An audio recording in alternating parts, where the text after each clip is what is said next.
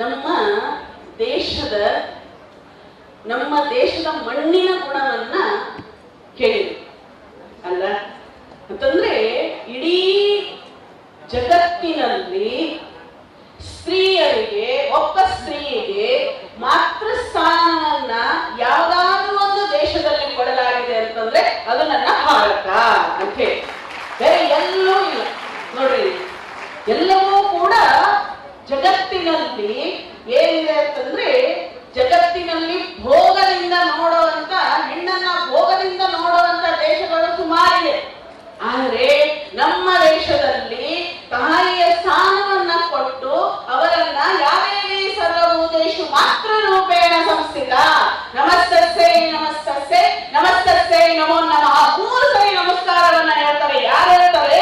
ಋಷಿ ಮುನಿಗಳು ತಮ್ಮ ಒಂದು ಅದ್ಭುತವಾದ ಸಾಧನೆಯಿಂದ ಕಂಡುಕೊಂಡಂತಹ ಸತ್ಯ ಇದು. ಹಾಗಿದ್ರೆ ಇಲ್ಲೆಲ್ಲ ಕೂತ್ಕೊಂಡಿದ್ದೀರಲ್ಲ, ಎಲ್ರಿಗೂ ಕೂಡ ಉನ್ನತವಾದ ಸ್ಥಾನ ಇದೆ. ಆ ಸ್ಥಾನವನ್ನು ಯಾರು ಪಡ್ಕೊಳ್ಳೋದಕ್ಕೆ ಸಾಧ್ಯ ಇಲ್ಲ ಅಂತ ಹೇಳಿ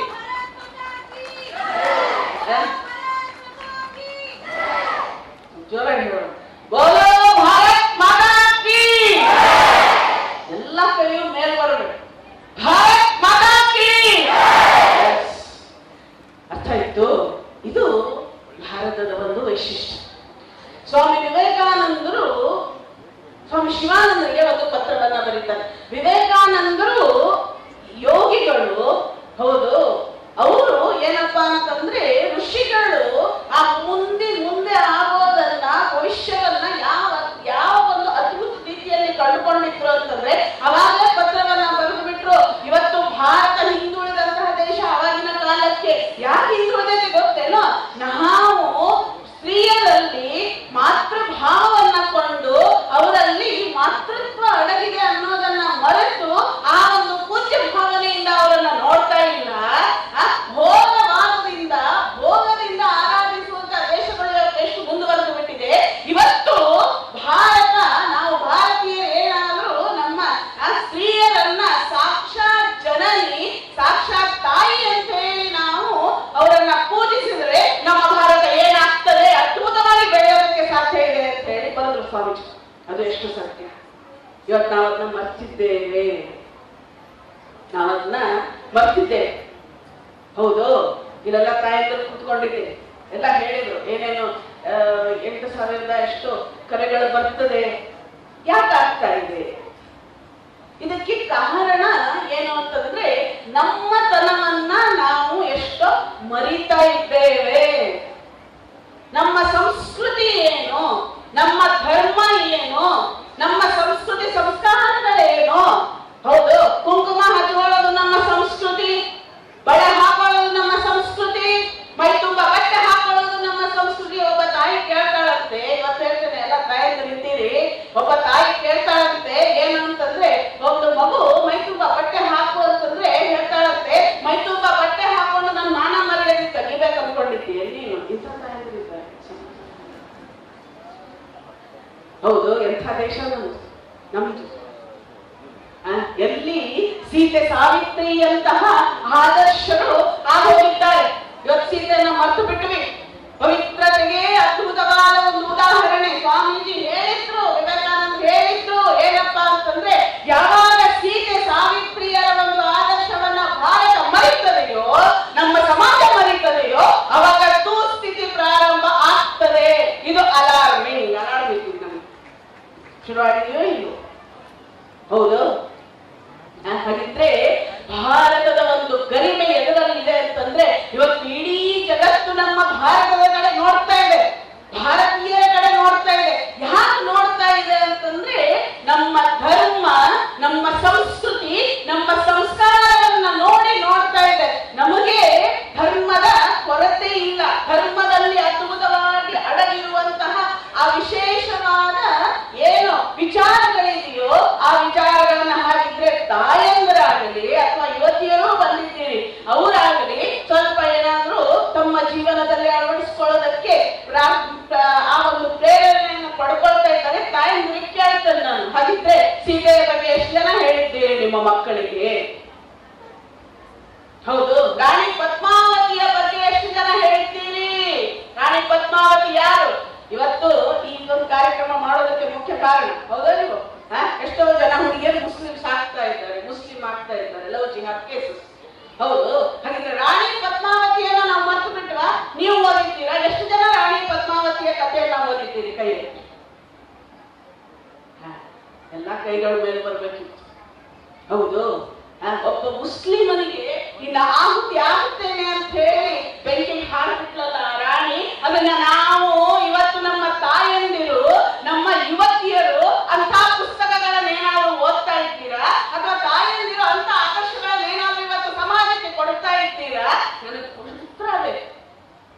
ಇವತ್ತು ಕೊಟ್ಟಿದ್ರೆ ಬಹುಶಃ ಪ್ರಮೋದ್ಜಿ ಇಷ್ಟು ಕಷ್ಟಪಟ್ಟು ಈ ಒಂದು ಕಾರ್ಯಕ್ರಮವನ್ನ ವ್ಯವಸ್ಥೆ ಮಾಡುವಂತ ಪ್ರಮೇಯ ಬರ್ತಿರ್ಲಿಲ್ಲ ಅಂತ ಹೇಳಿ ನನಗೆ ಅನ್ನಿಸ್ತದೆ.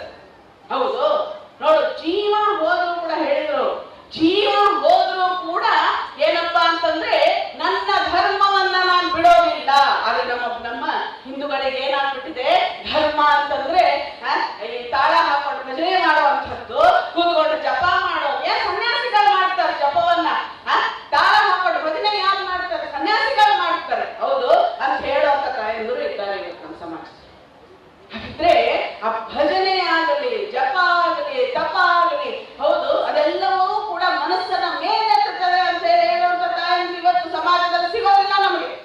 ಆದ್ದರಿಂದ ಸಮಾಜದ ಪರಿಸ್ಥಿತಿ ಹೀಗಾಗಿ ನಿಮ್ಮ ಮಕ್ಕಳಿಗೆ ನಿಮ್ಮ ಮನೆಯಲ್ಲಿ ಹೆಣ್ಣು ಮಕ್ಕಳಿಗೆ ಏನು ಸಂಸ್ಕಾರವನ್ನ ಇವತ್ತು ಕೊಡಬೇಕಾಗಿದೆ ಅಂತಂದ್ರೆ ಇವತ್ತು ಯಾರು ಕುಂಕುಮ ಹಚ್ಕೊಳ್ತಾ ಇಲ್ಲ.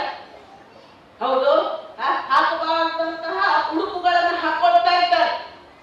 ಹೌದು, ಹೌದಾ ಇಲ್ವೋ? ಉತ್ತರ ಬೇಕು. ಹೌದಾ ಇಲ್ವೋ? ಇವತ್ತು ಏನೋ ಇದ್ದೀರಿ.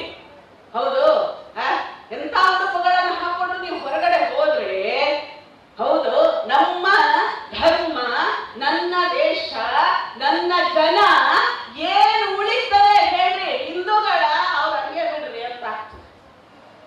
ಅದರಿಂದ ತಾಯಂದಿರು ಎಚ್ಚರಿಕೆಯಿಂದ ಇರಬೇಕು.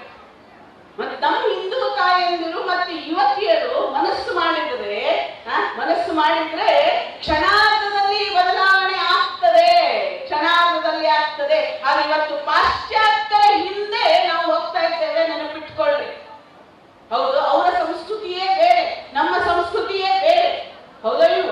ಅದರಿಂದ ನಾವು ಜೀಜಾಬಾಯಿಯನ್ನ ಮರಿತಾ ಇದ್ದೇವೆ, ತಾಯಿ ಭುವನೇಶ್ವರಿಯನ್ನ ಮರಿತಾ ಇದ್ದೇವೆ, ಸೀತೆಯನ್ನ ಮರಿತಾ ಇದ್ದೇವೆ, ಸಾವಿತ್ರಿಯನ್ನ ಮರಿತಾ ಇದ್ದೇವೆ. ಹಾಗಿದ್ರೆ ಯಾರೆಲ್ಲ ನೆನಪಿಟ್ಟುಕೊಳ್ತಾ ಇದ್ದೇವೆ? ನೀವೇನು ಯೋಚನೆ ಮಾಡಿ, ನಾನು ಹೇಳೋದಿಲ್ಲ. ಹೌದು, ಇವತ್ತು ಯಾರೋ ಹಿಂದೆ ಹೋಗ್ತಾ ಇದ್ದಾರೆ ನಿಮ್ಮ ಹೆಣ್ಣು ಮಕ್ಕಳು ಅಥವಾ ನಮ್ಮ ಸಮಾಜದ ಹುಡುಗಿಯರು. ಅದರಿಂದ ಲವ್ ಜಿಹಾದ್ ಕೇಸಸ್ ಆಗೋದಕ್ಕೆ ಕಾರಣ ಏನಪ್ಪಾ ಅಂತಂದ್ರೆ 85% ಇಂದ 95% ನಾವೇ ಕಾರಣ. ಯಾಕೊತ್ತೇನು? ನಾವು ಬ್ರಹ್ಮಚರ್ಯವನ್ನ ಹೇಳ್ಕೊಡ್ಲಿಲ್ಲ. ಬ್ರಹ್ಮಚರ್ಯವನ್ನ ಹೇಳ್ಕೊಟ್ರೆ ಎಲ್ಲಿ ಮಕ್ಕಳು ಸನ್ಯಾಸಿಗಳಾಗ್ಬಿಡ್ತಾರೋ ಅಂತ ಹೇಳಿ ಹೆದರ್ತಾರೆ ತಾಯಂದಿರು. ಬ್ರಹ್ಮಚರ್ಯ ಅಂತಂದ್ರೆ 12 ವರ್ಷ ಎಲ್ಲಿವರೆಗೂ ಒಂದು ಮದುವೆ ಅಂತ ಹೇಳಿ ಆಗ್ತದೆಯೋ ಮಗುವಿಗೆ, ಅಲ್ಲಿವರೆಗೂ ಆ ಹೆಣ್ಣು ಹುಡುಗಿ ಬ್ರಹ್ಮಚರ್ಯ ಪಾಲನೆಯನ್ನ ಮಾಡಬೇಕು. ಯಾವ ಪುರುಷನ ಕಡೆಗೂ ಕೂಡ ಕಣ್ಣೆತ್ತಿ ನೋಡಬಾರದು. ಇದು ನಮ್ಮ ದೇಶದ ಆದರ್ಶ. ಹೌದು, ಕೊಟ್ರೇನು? ಕೊಡ್ಲಿಲ್ಲ, ಹೆದರಿದ್ವಿ. ಏನು, ಎಲ್ಲಿ ಹೋಗ್ಬಿಡ್ತಾರೋ, ದೇಶಕ್ಕೆ ಹೋಗ್ಬಿಡ್ತಾರೋ. ಇವತ್ತು ಯೋಚನೆ ಮಾಡ್ರಿ, ಪ್ರಮೋದ್ಜಿ ಅವರು ತಮ್ಮ ಜೀವನವನ್ನ ಸಂಪೂರ್ಣ ಇದಕ್ಕೆ ಮುಡುಪಾಗಿಟ್ಟಿರ್ಲಿಲ್ಲ ಅಂತಂದ್ರೆ ಇಷ್ಟೆಲ್ಲ ಜನರನ್ನ ಸೇರಿಸಿ ಅದ್ಭುತವಾದ ಒಂದು ಹಿಂದುತ್ವದ ಗರಿಮೆಯನ್ನು ಹೇಳಲು ಸಾಧ್ಯ ಆಗ್ತಿತ್ತೇನು? ಹೇಳಿ ನೋಡೋಣ. ಆದ್ದರಿಂದ ಯುವತಿಯರು ಒಂದು ನೆನಪಿಟ್ಟುಕೊಳ್ಳಬೇಕು. ಎಲ್ರಿಗೂ ಅನ್ನಿಸ್ತದೆ ಏನು ಅಂತಂದ್ರೆ, we want to be a most modern lady ಅಂತ ಹೇಳಿ. ಹೌದು, ಯಾವ್ದು ಮಾಡರ್ನ್?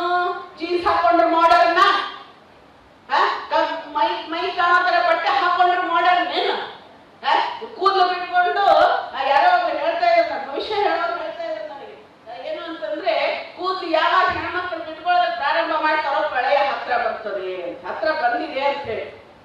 ಅದರಿಂದ ಪ್ರಳಯಾಂತಕ ಅದು. ಅದರಿಂದ ಅದು ಮಾಡರ್ನ ಇಲ್ಲ. ಯೋಚನೆ ನಮ್ದು it should be modern, thinking should be modern. Shrimati ಶಾರದಾದೇವಿಯವರಿತ್ತು. ಎಷ್ಟು ಜನ ಶ್ರೀಮತಿ ಶಾರದಾದೇವಿಯವರ ಭಾವಚಿತ್ರವನ್ನ ನೋಡಿದ್ದೀರೋ ನನಗೆ ಗೊತ್ತಿಲ್ಲ, ಅವ್ರ ಪರಿಚಯ ಇದ್ರೋ ನನಗೆ ಗೊತ್ತಿಲ್ಲ. ಯಾಕಂದ್ರೆ ವಿವೇಕಾನಂದ್ರ ಎಲ್ಲರೂ ಪರಿಚಯ, ರಾಮಕೃಷ್ಣ ಸ್ವಲ್ಪ ಪರಿಚಯ, ಶ್ರೀಮತಿ ಶಾರದಾದೇವಿಯವರು ಅವರು ಲಜ್ಜಾಪಟ ಆಗುತ್ತೆ, ಸ್ವಲ್ಪ ಜನಕ್ಕೆ ಪರಿಚಯ, ಗಾಢವಾಗಿ ಅವನ ಅಧ್ಯಯನ ಮಾಡಿದವರು. ಶ್ರೀಮತಿ ಶಾರದಾದೇವಿಯವರನ್ನ ನೋಡಿದ್ರೆ ಒಬ್ಬ ಹಳ್ಳಿ ಸ್ತ್ರೀಯವರು ಓದಿಲ್ಲ, ಶಾಲೆಗೆ ಹೋಗಲಿಲ್ಲ. ಆದ್ರೆ ಯಾವಾಗ ಸ್ವಾಮಿ ವಿವೇಕಾನಂದರು ಸೋದರಿ ನಿವೇದಿತಾಳನ್ನ ಅಯರ್ಲ್ಯಾಂಡ್ ಇಂದ ಕರ್ಕೊಂಡು ಬಂದ್ರು, ಅವಾಗ ಸಲೀಸಾಗಿ ಶ್ರೀಮಾತೆಯವರು ನಿವೇದಿತಾಳನ್ನ ಒಪ್ಕೊಂಡು ಬಿಟ್ರು. ವಿವೇಕಾನಂದರಿಗೆ ಆ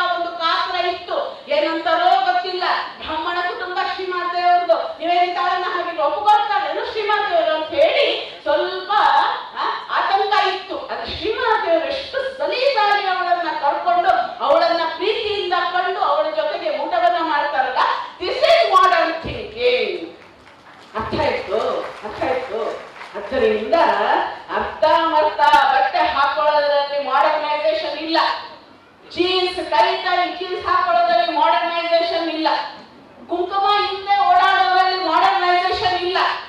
ಅರ್ಥ ಆಯ್ತು? ಮಾಡರ್ನೈಸೇಷನ್ ಎಲ್ಲಿದೆ? ನಮ್ಮ ಜೀವನವನ್ನ ಉತ್ಕೃಷ್ಟವಾಗಿ, ಅತ್ಯದ್ಭುತವಾಗಿ, ಆದರ್ಶಮಯವಾಗಿ ಮಾಡಿ ಸಮಾಜಕ್ಕೆ ಏನನ್ನಾದ್ರೂ ಒಂದು ಅದ್ಭುತವಾದ ಕೊಡುಗೆಯನ್ನ ಕೊಡೋದು ಮಾಡರ್ನೈಸೇಷನ್ ಅಂತ ಹೇಳಿ ಹೇಳ್ತಾರೆ. ಅರ್ಥ ಆಯ್ತು? ಅದರಿಂದ ಈ ಒಂದು ನಿಟ್ಟಿನಲ್ಲಿ ಇವತ್ತೆಲ್ಲ ಬಂದಿದ್ದೀರಿ. ಹೌದು, ಒಂದೇ ಒಂದು ಗೋಳಪ್ಪ ಏನು ಅಂತಂದ್ರೆ ನಾವೇನಾದ್ರೂ ಹೇಳಿದ್ರೆ ಅಂತಾರೆ ಮಾತಾಜಿ ಟ್ರೆಂಡೇ ಹಂಗಿದೆ ಅಂತ ಹೇಳಿ. ಹೌದು, ಟ್ರೆಂಡ್ ಇದ್ರೆ ಹಾಗಿದ್ರೆ ಕುಂಕುಮ ಯಾಕೆ ಹಚ್ಕೊಳ್ಬೇಕು ಅನ್ನೋದು ಗೊತ್ತೇನು? ಕುಂಕುಮ, ದೊಡ್ಡ ಕುಂಕುಮ ಯಾಕೆ ಹಚ್ಕೊಳ್ಬೇಕು ಅಂತಂದ್ರೆ ಅದು ನೆಗೆಟಿವಿಟಿಯನ್ನ ಅಬ್ಸಾರ್ಬ್ ಮಾಡ್ತದೆ, ನಕಾರಾತ್ಮಕವಾದ ದೃಷ್ಟಿಯನ್ನ ಅದು ಹೀರ್ಕೊಳ್ತದೆ. ನೋಡಿ, ದೊಡ್ಡ ಕುಂಕುಮ ಹಚ್ಕೊಂಡ್ರೆ ಯಾರು ಬೇಕಾದ್ರೂ ನಮ್ಮ ಕಡೆ ದೃಷ್ಟಿಯನ್ನ ಹಾಯಿಸಿದ್ರೆ, ಯುವತಿಯರ ಕಡೆ ದೃಷ್ಟಿಯನ್ನ ಹಾಯಿಸಿದ್ರೆ ಅವರಿಗೆ ಪೂಜ್ಯ ಭಾವನೆ ಬರ್ತದೆ. ಇದು ಆಗಬೇಕು. ಅರ್ಥ ಆಯ್ತು? ಅದರಿಂದ ಲಕ್ಷಣವಾಗಿ ಮೈ ತುಂಬ ಬಟ್ಟೆ ಹಾಕೊಂಡು, ಕೈಯಲ್ಲಿ ಬಳೆ ಹಾಕೊಂಡು, ಲಕ್ಷಣವಾಗಿ ಕುಂಕುಮ ಹಚ್ಕೊಂಡು ಹೊರಟ್ರೆ ಏನಾಗ್ತದೆ? ನಾವು ಸಾಕ್ಷಾತ್ ದೇವಿಯ ತರ ಕಾಣ್ತೇವೆ. ಅರ್ಥ ಆಯ್ತು? ಅದರಿಂದ ಕುಂಕುಮ ಯಾಕೆ ಹಚ್ಕೊಳ್ಬೇಕು ಗೊತ್ತಾಯ್ತಲ್ಲ? ಹೌದಲ್ವೋ? ಅದರಿಂದ ನಾನು ಬಹಳ ಜನರನ್ನ ನೋಡಿದ್ದೇನೆ. ಇವನ್ ಮದುವೆ ಆದ ತಾಯಿಯಂದಿರು, ಮದುವೆ ಆಗ್ತಾ ಇಲ್ಲ ಸ್ತ್ರೀಯರು, ಅವರು ಸಣ್ಣ ಸಣ್ಣ ಸಣ್ಣ ಸಣ್ಣ ಕುಂಕುಮ ಹಚ್ಕೊಳ್ತಾರೆ. ಅದು ಕೆಂಪು ಹಚ್ಕೊಳ್ಳೋದಿಲ್ಲ. ಎಲ್ಲ ಹೇಳ್ತಾ ಇದ್ದೀನಿ, ಇವತ್ತು ನನಗೆ ಅನ್ಸಿದ್ದನ್ನ ಕಪ್ಪು ಕುಂಕುಮ ಹಚ್ಕೊಳ್ತಾರೆ. ಕಪ್ಪುದನ್ನ ಯಾವಾಗ ಹಚ್ಕೊಳ್ತಾರ್ರಿ? ಬಿಳಿದನ್ನ ಯಾವಾಗ ಹಚ್ಕೊಳ್ತಾರೆ? ಕುಂಕುಮವನ್ನ ನಿಮ್ಗೆ ಗೊತ್ತಿಲ್ಲ ಅದೆಲ್ಲ. ಹೌದಲ್ವ? ಹಾಗೆ ಕಪ್ಪು ಬಿಳಿ ಯಾಕೆ ಯೂಸ್ ಮಾಡೋದು? ಕೆಂಪು ಕುಂಕುಮ ಹಚ್ಕೊಳ್ಬೇಕು. ಕೆಂಪು ಅಂತಂದ್ರೆ ಏನದು? ದುರ್ಗೆಯ ಒಂದು ದುರ್ಗೆಯ ಒಂದು ರೂಪ ಅದು. ಹೌದಲ್ವೋ? ರಾಕ್ಷಸರನ್ನ ಸಂಹಾರ ಮಾಡಿದ್ಲು, ರಕ್ತ ಬಂತು, ಅದರ ಒಂದು ಸಂಕೇತ. ಬಾ ನನ್ನ ಕಡೆ ನೋಡ್ತಾನೆ, ಒಂದು ಕಣ್ಣಾದ್ರೂ ಹಾಸ್ ನನ್ನ ಕಡೆ ಅನ್ನೋದನ್ನ. ಹೌದಲ್ವೋ? ತ್ರಿಶೂಲ ಬೇರೆ ಕೊಡ್ತಾ ಇದ್ದಾರೆ ನಿಮಗೆ. ಹೌದಲ್ವೋ? ದುರ್ಗೆ ಸಾಮಾನ್ಯ ಏನು? ನವರಾತ್ರಿಯಲ್ಲಿ 9 ದಿವಸ ಅವಳ ಒಂದು ಆರಾಧನೆಯನ್ನ ನಾವು ಮಾಡ್ತೇವೆ. ಎಷ್ಟು ಜನ ರಾಕ್ಷಸರನ್ನ ಸಂಹಾರ ಮಾಡಿದ್ದಾಳೆ ದುರ್ಗೆ. ಹೌದಲ್ವೋ? ಯಾವ ತರ ಸಂಹಾರ ಮಾಡಿದ್ಲು? ಒಬ್ಬೊಬ್ಬ ರಾಕ್ಷಸರು ಕೂಡ ಏನು ಸಾಧಾರಣರಿರಲಿಲ್ಲ ಅವರು. ಹಾಗಿದ್ರೆ ಎಲ್ಲಿತ್ತು ಆ ಶಕ್ತಿ? ಎಲ್ಲಿತ್ತು ಆ ಶಕ್ತಿ? ಆ ತ್ರಿಶೂಲದಲ್ಲಿತ್ತು, ಆ ಆಯುಧಗಳಲ್ಲಿತ್ತು. ಮತ್ತೆ ದುರ್ಗೆ ಅಂತಂದ್ರೆ ಶಕ್ತಿಯ ಒಂದು ಪ್ರತೀಕ. ಹೌದು, ಯಾದೇವಿ ಸರ್ವಭೂತೇಷು ಶಕ್ತಿ ರೂಪೇಣ ಸಂಸ್ಥಿತ. ನಮಸ್ತಸ್ಸೈ ನಮಸ್ತಸ್ಸೈ ನಮಸ್ತಸ್ಸೈ ನಮೋ ನಮಃ. ಶಕ್ತಿ ರೂಪೇಣ ಸಂಸ್ಥಿತ. ಇನ್ನೊಂದ್ಸರಿ ಹೇಳ್ತಾ ಇದ್ದಾರೆ, ನಿಮ್ಮಲ್ಲಿ ಅದ್ಭುತವಾದ ಶಕ್ತಿ ಅಡಗಿದೆ. ಯಾವಾಗ ಶಕ್ತಿ ಎಚ್ಚೆತ್ಕೊಳ್ತದೆಯೋ ಆವಾಗ ಭಾರತ ಎಚ್ಚೆತ್ಕೊಳ್ತದೆ. ಆವಾಗ ನಮ್ಮ ಮಾತೃಭೂಮಿಯಲ್ಲಿ, ಭಾರತದಲ್ಲಿ ಮಾತೃತ್ವ ಎಚ್ಚೆತ್ಕೊಳ್ತದೆ. ಮಾತೃತ್ವ ಎಚ್ಚೆತ್ಕೊಂಡ ತಕ್ಷಣ ಏನಾಗ್ತದೆ? ಸಿಂಹಿಣಿಯರು ತಯಾರಾಗ್ತಾರೆ. ಅರ್ಥ ಆಯ್ತು? ಅದರಿಂದ ಆ ಒಂದು ನಿಟ್ಟಿನಲ್ಲಿ ನೀವೆಲ್ಲ ಸಾಧಾರಣರಲ್ಲ. ಅರ್ಥ ಆಯ್ತು? ಏನು ಅಂತಂದ್ರೆ ಬ್ರಹ್ಮಚರ್ಯದ ಅತ್ಯದ್ಭುತವಾದ ಒಂದು ವಿಚಾರಗಳನ್ನ ತಾಯಂದಿರಿಗೆ ಕೊಡೋದ್ರಿಂದ ಕೊಡ್ರಿ. ಇಲ್ಲೋ ಯುವತಿಯರಿದ್ದೀರಿ, ಎಷ್ಟು ಒಳ್ಳೆ ಒಳ್ಳೆ ಪುಸ್ತಕಗಳಿವೆ. ಹೌದಾ ಇಲ್ವೋ? ಎಷ್ಟು ಒಳ್ಳೆ ಒಳ್ಳೆ ಪುಸ್ತಕಗಳಿವೆ. ಆ ಪುಸ್ತಕಗಳನ್ನ ಓದ್ರಿ. ಇವತ್ತು ಮೊಬೈಲಿಗೆ ಮಾರ್ಕೊಂಡ್ಬಿಟ್ಟಿದ್ದೀರಿ. ಇನ್ನೊಂದು ವಿಚಾರ ಹೇಳಿ ನಾನು ಮಾತು ಮುಗಿಸ್ತೇನೆ. ಈ ಮೊಬೈಲ್ ಅನ್ನೋದು ಎಷ್ಟು ಸಂಸ್ಕಾರ ಆಗಿಬಿಟ್ಟಿದೆ ಅಂತಂದ್ರೆ, ನಾನು ಒಂದು ಕಂಡುಕೊಂಡ್ಬಿಟ್ಟು ಪ್ರಹ್ಲಾದ. ಹೌದು, ಒಂದ್ ಕಡೆಗೆಲ್ಲ ಹೇಳ್ತಾ ಇದ್ದೆ ನಾನು ಏನು ಅಂತಂದ್ರೆ, ಭಕ್ತ ಪ್ರಹ್ಲಾದ ಇದ್ದಲ್ಲ, ಅವನು ಯಾವ ನಾಮವನ್ನ ಹೇಳ್ತಾ ಇದ್ದ? ಹರಿನಾಮವನ್ನ ಹೇಳ್ತಾ ಇದ್ದ. ಹೌದಲ್ವೋ? ಭಕ್ತ ಪ್ರಹ್ಲಾದನ ತಂದೆ ಯಾರು? ಹಿರಣ್ಯಕಶಿಪು. ಹೌದು, ಹಿರಣ್ಯಕಶಿಪು ಏನ್ ಮಾಡಿದ? ಹರಿನಾಮವನ್ನ ಬಿಡು ಅಂತ ಹೇಳಿದ. ಬಿಟ್ನೇನು ಪ್ರಹ್ಲಾದ? ಯಾಕೆ ಬಿಡ್ಲಿಲ್ಲ? ಯಾವಾಗ ಕೈಯಾದವನ್ನ ಇಂದ್ರ ತಗೊಂಡು ಹೋಗ್ತಾ ಇದ್ನೋ ಅವಾಗ ನಾರದರು ಅವಳನ್ನ ತನ್ನ ಆಶ್ರಮ ಕರ್ಕೊಂಡು ಹೋಗಿ ಭಾಗವತವನ್ನ ಹೇಳಿದ್ರು ಅಂತ ನೋಡ್ತೇವೆ. ಅವಳು ಮಲಗಿ ಬಿಟ್ಲು. ಕೇಳಿದ್ಯಾರು ಭಾಗವತವನ್ನ? ಭಕ್ತ ಪ್ರಹ್ಲಾದ. ಹೌದಲ್ವೋ? ಆ ಒಂದು ಸಂಸ್ಕಾರ ಆಯ್ತು ಭಕ್ತ ಪ್ರಹ್ಲಾದನಿಗೆ. ಹಾಗಿದ್ರೆ ಆ ಸಂಸ್ಕಾರವನ್ನ ಅವನು ಬಿಟ್ನೇನು? ಹಿರಣ್ಯಕಶಿಪು ಕುದಿಯೋ ನೀರಿನಲ್ಲಿ ಹಾಕಿದ, ಎಣ್ಣೆಯಲ್ಲಿ ಹಾಕಿದ ಅಂತೆಲ್ಲ ಬರ್ತದೆ, ಬಿಡ್ಲಿಲ್ಲ. ಆಮೇಲೆ ಅದ್ಭುತವಾಗಿ ಅವನಿಗೆ ಏನ್ ಶ್ರದ್ಧೆ ಇತ್ತು ಅಂತಂದ್ರೆ, ಹರಿ ಇದ್ದಾನೇನು? ಈ ಕಂಬದಲ್ಲೂ ಇದ್ದಾನೇನು? ಅಲ್ಲೂ ಇದ್ದಾನೆ. ಅವನಿದ್ದ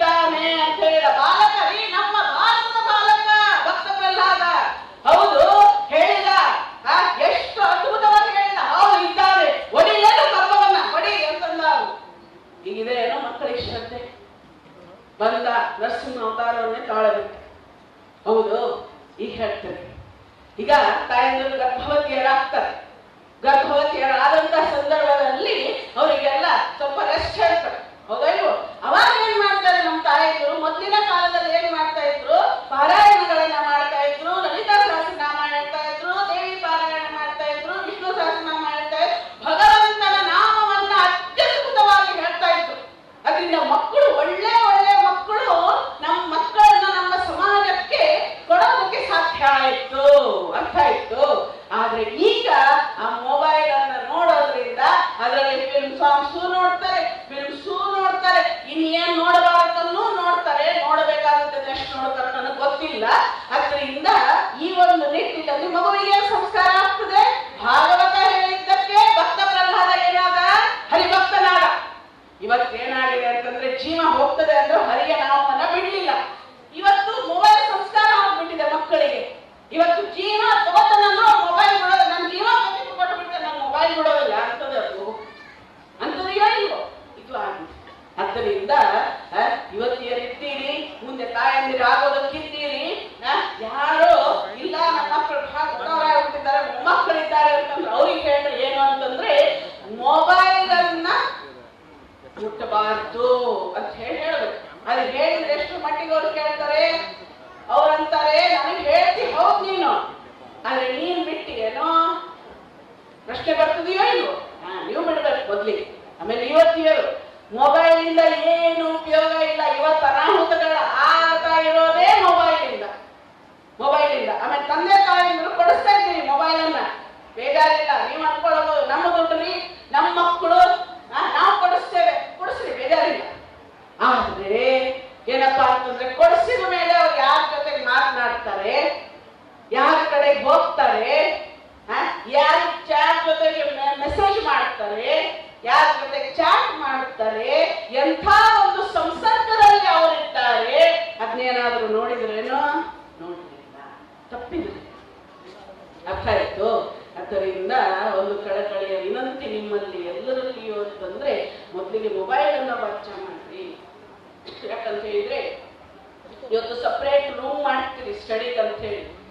ಇವತ್ತು ಎಷ್ಟರ ಮಟ್ಟಿಗೆ ನೀವು ಮಕ್ಕಳನ್ನ ಬೆಳೆಸ್ತಾ ಇದ್ದೀರಿ ಅಂತಂದ್ರೆ ಸಪರೇಟ್ ರೂಮ್ ಮಾಡ್ತೀರಿ, ಅವರಿಗೆ ಸಪರೇಟ್ ಆಗಿ ಏನ್ ಮಾಡ್ತೀರಿ, ಊಟವನ್ನು ಕೂಡ ಅಲ್ಲೇ ತಗೊಂಡು ಹೋಗ್ಕೊಡ್ತೀರಿ. ಯಾಕಂದ್ರೆ ಓದ್ಲಿ ಅಂತ ಹೇಳಿ ಅವ್ರ ರೂಮಿಂದ ಹೊರಗಡೆ ಬರೋದಿಲ್ಲ, ನೀವು ಅವ್ರ ರೂಮಿಗೆ ಹೋಗಿ ಅದು ಯೋಚನೆಯನ್ನು ನೀವು ಮಾಡೋದಿಲ್ಲ ಯಾರ ಜೊತೆಗೆ ಮಾತಾಡ್ತಾ ಇದ್ದಾರೆ ಅಂತ ಹೇಳಿ. ಆ ಒಂದು ನಿಟ್ಟಿನಲ್ಲಿ ಇವತ್ತು ಇದೊಂದು ದೊಡ್ಡ ರಾಕ್ಷಸದೋಪಾದಿಯಲ್ಲಿ ಮೊಬೈಲ್ ಇವತ್ತು ಯುವಕ ಯುವತಿಯರಿಗೆ, ಚಿಕ್ಕ ಮಕ್ಕಳಿಗೆ ಇದು ಕೆಲಸ ಮಾಡ್ತಾರೆ. ಅರ್ಥ ಆಯ್ತು? ಅದರಿಂದ ತಾಯಿ ದುರ್ಗೆ ಮಹಿಷಾಸುರನನ್ನ ಕೊಂದು, ಆದ್ರೆ ಇವತ್ತು ನಿಮ್ಮ ಶಕ್ತಿಯಿಂದ ನೀವು ಕೂಡ ದುರ್ಗೆ ಅವತಾರ. ಹೌದು. ಆದ್ದರಿಂದ ಇವತ್ತು ನೀವು ಈ ಸಮಾಜಕ್ಕೆ ಕಂಟಕ ಆಗಿರುವಂತಹ ಮೊಬೈಲ್ ಅನ್ನ ಮತ್ತೆ ಸಂಸ್ಕೃತಿ ಸಂಸ್ಕಾರ ರಹಿತವಾದ ಶಿಕ್ಷಣವನ್ನ ನೀವಿವತ್ತು ಸಂಹಾರ ಮಾಡಬೇಕಾಗಿದೆ. ಅದರಿಂದ ತಾಯಂದಿರು ಮತ್ತೆ ಪಾಲಕರು ಅದಕ್ಕೆ ರೆಡಿ ಆಗ್ಬೇಕು. ಮತ್ತೆ ಯುವತಿಯರಿಗೆ ಒಂದೇ ಹೇಳೋದು ಏನಪ್ಪಾ ಅಂತಂದ್ರೆ ದೇಶ ನಮ್ಮದು, ನೀವೆಲ್ಲ ನಮ್ಮ ದೇಶದ ಆಸ್ತಿ. ಆದ್ರಿಂದ ಬ್ರಹ್ಮಚರ್ಯದ ಬಗ್ಗೆ ಸ್ವಲ್ಪ ಓದ್ಕೊಳ್ರಿ, ಮನಸ್ಸನ್ನ ಹಿಡಿತದಲ್ಲಿ ಇಟ್ಕೊಳ್ರಿ. ಬರೀ ತ್ರಿಶೂಲ ಹಿಡ್ಕೊಂಡು ಹೋದ್ರೆ ಆಗುವಂತದ್ದಲ್ಲ. ತಾಯಿ ದುರ್ಗೆಯನ್ನ ನೆನೆಬೇಕು ದಿನವೂ ಕೂಡ. ನೆನೆದು ಒಳಗಡೆ ಅಡಗಿರುವಂತಹ ಅದ್ಭುತ ಶಕ್ತಿಯನ್ನ ಪ್ರಕಟ ಮಾಡಿ ಏನು ಅಂತಂದ್ರೆ ದುರ್ಗೆಯ ಅವತಾರವನ್ನ ಪ್ರತಿಯೊಬ್ಬರೂ ಕೂಡ ತಾಯಿ ಸಂಸ್ಕೃತಿ ಸಂಸ್ಕಾರವನ್ನ ಹಿಡ್ಕೊಂಡು ನಡಿಬೇಕು ಅಂತ ಹೇಳಿ ನನ್ನ ಒಂದು ವಿನಂತಿ. ಅದರಿಂದ ಯಾಕಂತ ಹೇಳಿದ್ರೆ ಇವತ್ತೆಲ್ಲ ಜಾಸ್ತಿ ಹೆಚ್ಚಿನ ಮಗು ಇದ್ದಾರೆ, ಹೆಚ್ಚಿನ ಸಂಖ್ಯೆಯಲ್ಲಿ ಬಂದಿದ್ದೀರಿ. ಮಾಡ್ತೀರೇನೋ? ನನಗೆ ಉತ್ತರ ಬೇಕು. ಮಾಡ್ತೀರಾ? ಎಲ್ಲ ಕೈಗಳ ಮೇಲೆ ಬರಲಿ. ಥ್ಯಾಂಕ್ ಯು, ಧನ್ಯವಾದಗಳು. ಇಷ್ಟ ಅಂದ್ರೆ ನಮ್ಗೆ ಎಷ್ಟೋ ಸಮಾಧಾನ ಆಗ್ತದೆ.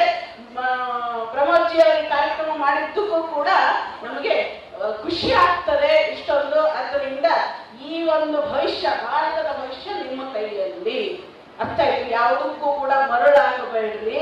ಜೀವನದಲ್ಲಿ ಏನಿದೆಯೋ ಅದರಿಂದ ಸಂತೃಪ್ತಿಯನ್ನ ಪಡ್ರಿ.